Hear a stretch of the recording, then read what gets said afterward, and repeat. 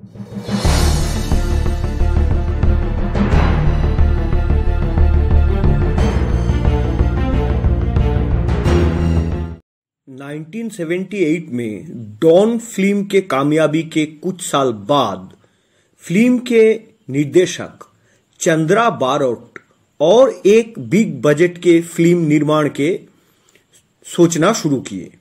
Film का नाम था बॉस। इस फिल्म के कहानी और इस फिल्म के मिजाज के साथ मैचिंग करके बारोट साहब सोचे कि वो इस फिल्म के लिए फिरोज खान को बतौर हीरो साइन कराएंगे। ये भी सोचे थे कि फिरोज के साथ उनके डॉन फिल्म के हीरोइन जीनात आमन को ही रिपीट करेंगे और उनके साथ रहेंगे डैनी डेंगजोपा। लेकिन फिरोज खान प्रोड्यूस्ड किया हुआ और निर्देशित फिल्म कुर्बानी ब्लॉकबस्टर हिट हो जाने के बाद फिरोज खान बहुत बिजी हो गए, यहां तक कि उनका खोज मिलना भी मुश्किल हो गया। आखिर तक फिरोज खान बॉस के प्रोजेक्ट से अपने आप को हटा लिए। इसके बाद बारोट साहब तय किए कि वो विनोद खन्ना को बतौर हीरो साइन करा के ये फिल्म पूरा करेंगे। लेकिन विनोद खन्ना उन दिनों बॉलीवुड से अपने आप को हटा के अमेरिका में रह रहे थे। बारोट खुद अमेरिका जाके विनोद खन्ना को फिल्म बॉस का रोल ऑफर करने के बाद विनोद खन्ना वो ऑफर एक्सेप्ट करते हैं, लेकिन साथ में शर्त रखते हैं कि पूरा फिल्म का शूटिंग बहुत ही तेजी से करना पड़ेगा, फर्स्ट शूटिंग चलेगा और अमेरिका और अफ्रीका ये दो कंट्री में ही इस फिल्म का लोकेशन रहेगा। चंद्रा बारोट विनोद खन्ना के शर्त मंजूर कर लिए। बारोट साहब का खुशी और दुगना हो गया जब मिस्टर D.P. क्रोनिन नाम के एक अमेरिकन मल्टी मिलियनियर इस फिल्म को प्रोड्यूस्ड करने के लिए राजी हो जाते हैं। स्क्रिप्ट सुनने के बाद मिस्टर D.P.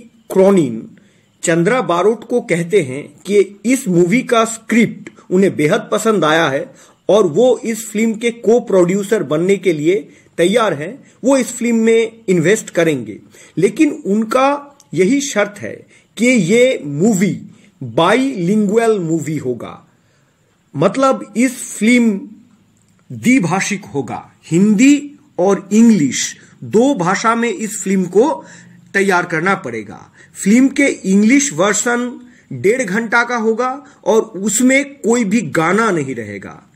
बारोट साहब क्रोनिन के प्रस्ताव में राजी हो जाते हैं। इसके बाद चंद्रा बारोट बहुत ही खुशी खुशी अमेरिका से इंडिया लौटते हैं। यह भी तय होता है कि इस फिल्म के टेक्नीशियंस एंड क्रूज इंडिया और अमेरिका दोनों ही देश का रहेगा।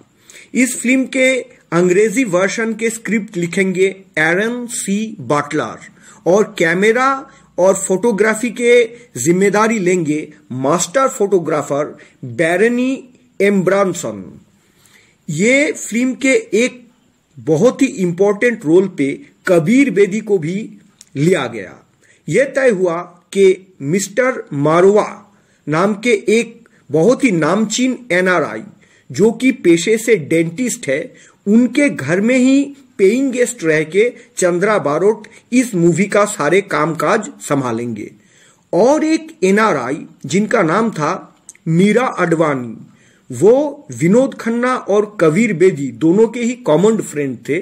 वो इस फिल्म के शूटिंग स्मूथली होने के बारे में सभी किस्म के हेल्प करने का कमिटमेंट करते हैं। फिल्म बॉस के कहानी एक बहुत बड़े इंडियन टाइकून के ऊपर आधारित था जो अमेरिका में सेटल्ड था। अमेरिका का मशहूर शहर लेस वेगास और सीजर पैलेस में इस फिल्म के बहुत से पार्ट्स के शूटिंग होने वाला था।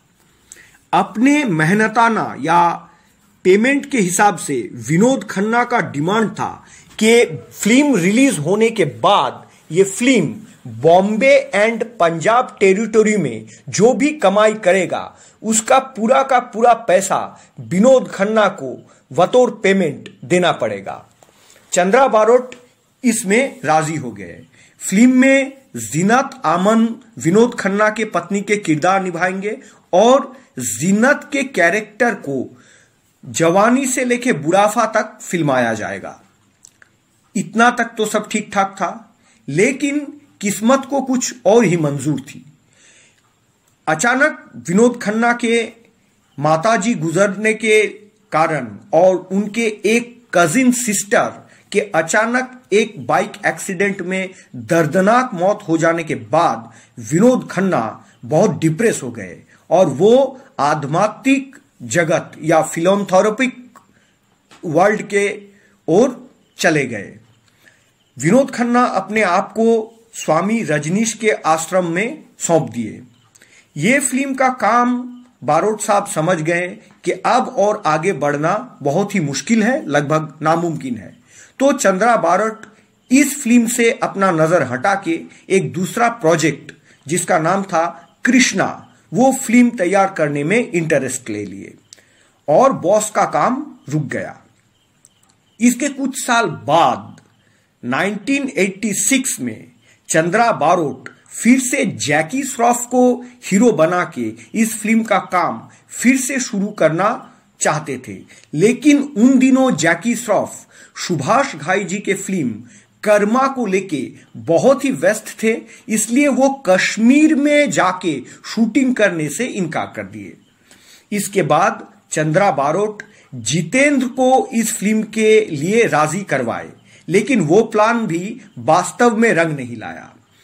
आखिरकार बारोट साहब फिर से विनोद खन्ना को इस प्रोजेक्ट के लिए राजी करवाए और रीसाइन करा के रीस्टार्ट किए। इस बार फिल्म के कास्ट में कुछ बदलाव आया।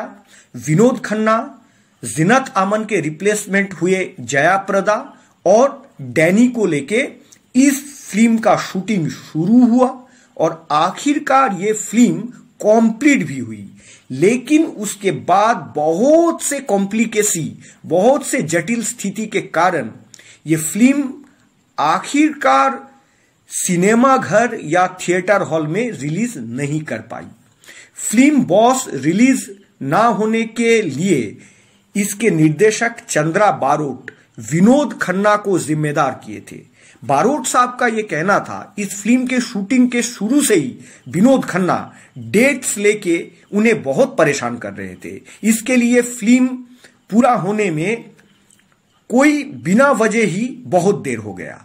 फिल्म के पैचवर्क या फिनिशिंग के काम में भी विनोद खन्ना सटीक तरह से कोऑपरेट नहीं किए थे। जो भी हो, चंद्रा बारोट का ये मेगा प्रोजेक्ट बॉस आखिर तक डिब्बे में बंद या कैन में कैद होके ही पड़ा रह गया और हम फिल्म लवर्स एक अच्छा खासा फिल्म देखने से वंचित रहे।